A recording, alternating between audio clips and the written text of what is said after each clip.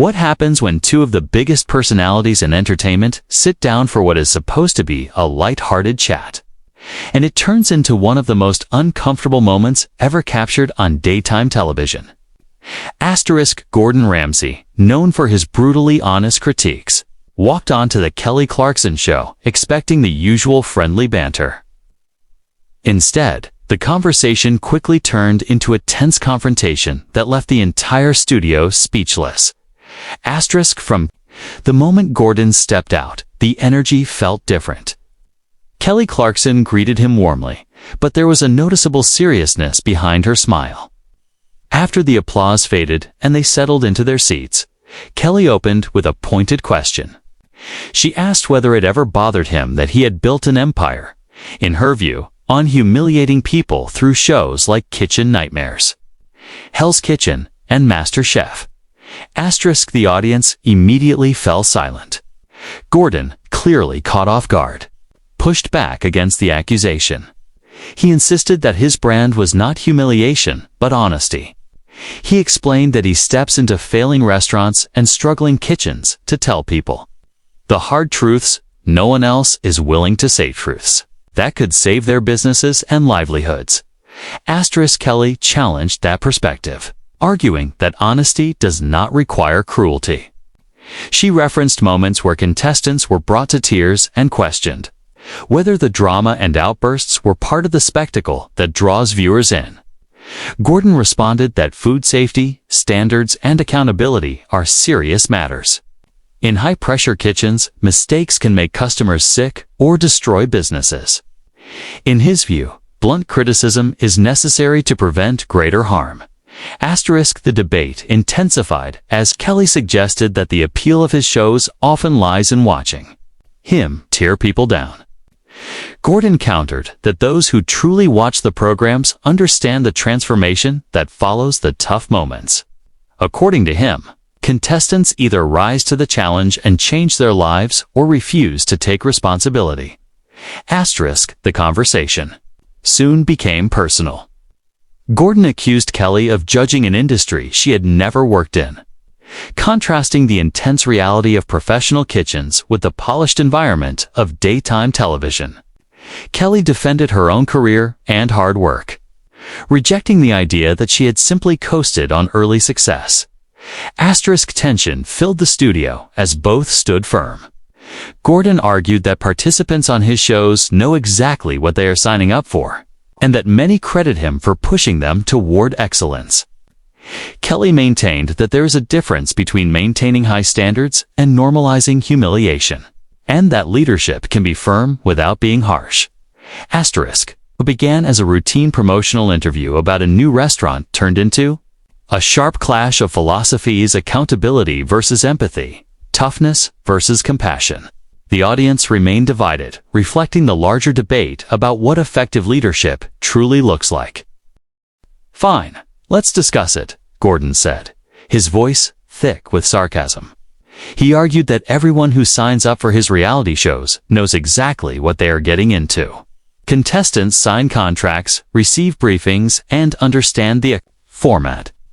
No one is forced to participate, and according to him, most are grateful for the opportunity and even thank him for changing their lives.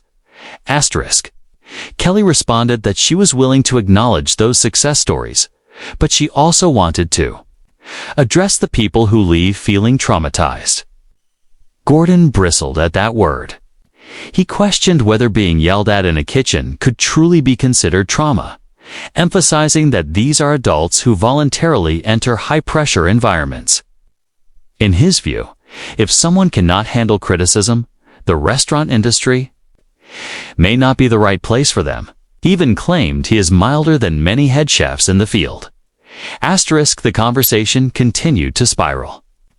Kelly brought up accounts from individuals who had worked in his kitchens and described the atmosphere as toxic, suggesting that the pressure he creates may stem more from ego than excellence.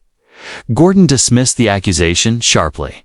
He described the restaurant industry as one of the most demanding professions in the world, far removed from comfortable office settings.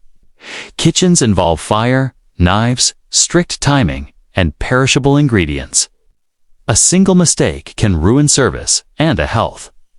Violation can shut down a business. For him, demanding excellence is not toxicity. Kelly pushed back, arguing that there is a clear difference between maintaining high standards and engaging in abusive behavior.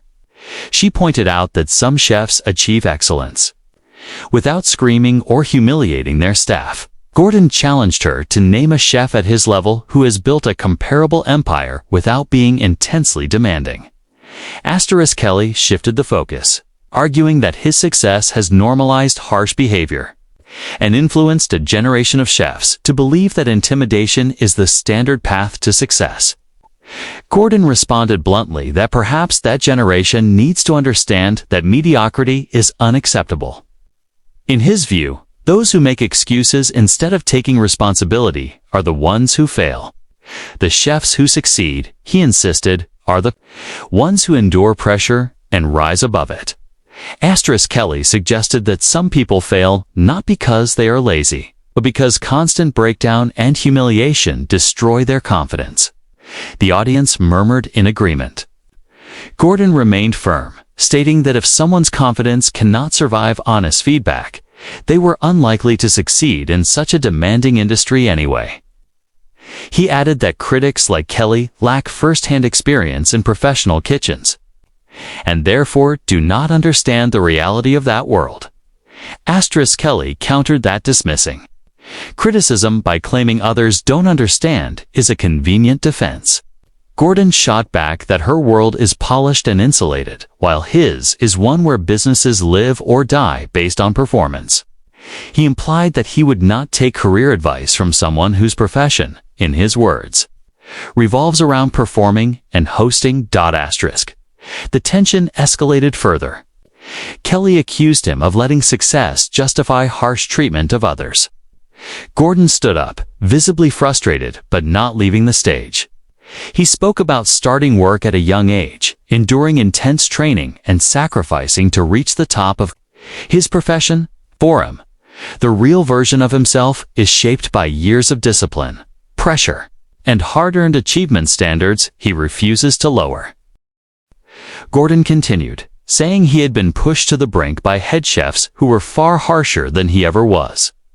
He emphasized that he earned every Michelin star, every successful restaurant, and every television opportunity through relentless work. He reminded Kelly that he did not rise to fame through a talent competition or an instant recording contract.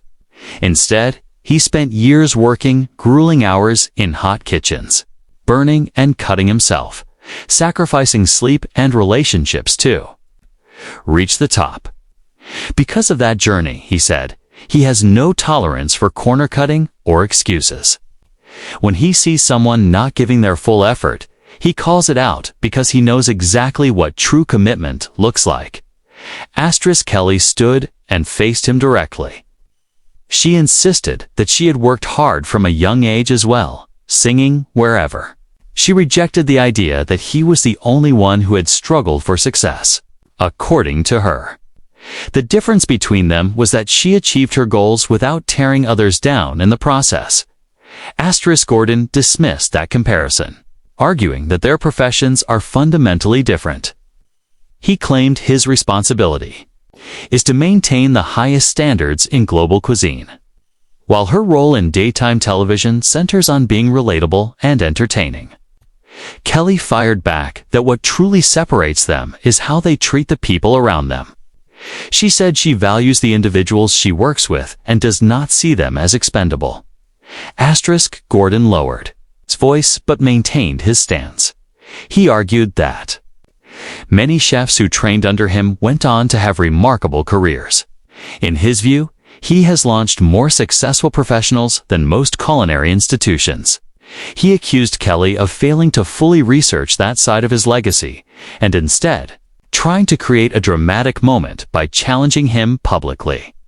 Kelly responded that she had done her research, and what she saw was someone who seemed to have forgotten what it feels like to be vulnerable or to learn from a position of weakness. Gordon countered that he experiences vulnerability every time he opens a new restaurant or puts his name on a dish. The difference, he said, is that he does not use vulnerability to justify poor performance. Kelly clarified that she was not defending excuses, but advocating for basic decency and respect, even when people make mistakes. Gordon insisted that pushing people and telling them hard truths is a form of respect. What she described as cruelty, he described as investment. He argued that the easy path would be to ignore problems and let people continue failing, but he refuses to choose what is easy over what he believes works. The audience was clearly divided. Kelly concluded that they simply hold fundamentally different views on leadership. She believes people can be inspired without being torn down. Gordon responded that her perspective reflects a softer, unrealistic world where harsh criticism is seen as intolerable. In his view, the real world, as mashly his world, does not operate that way. Kelly quietly suggested that perhaps that very mindset is part of the problem. Gordon defended his impact, pointing out that his work has fed millions, created jobs, and elevated culinary standards worldwide. Kelly countered that his influence may also have contributed to a culture where young chefs feel they must endure harsh treatment to succeed, where mental health struggles are widespread, and where fear drives burnout, stating that the restaurant industry was intense long before he ever became a public figure.